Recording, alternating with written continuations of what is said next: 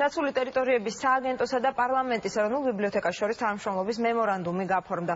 მხარეები შეთანხმდნენ, რომ ბორჯომ ხარაგაულის ეროვნული პარკის ვიზიტორთა ცენტრში წიგნის კუთხე გაიხსნება. ვიზიტორებს შესაძლებლობა ექნება წაიკითხონ წიგნები, როგორც ქართულ, ასევე ინგლისურ, რუსულ, ფრანგულ და გერმანულ ენებზე. უახლოეს მომავალში მსგავსი კუთხების გახსნა ლაგოდეხის დაცულ ტერიტორიებსა და მტირალას ეროვნულ პარკშიც იგეგმება.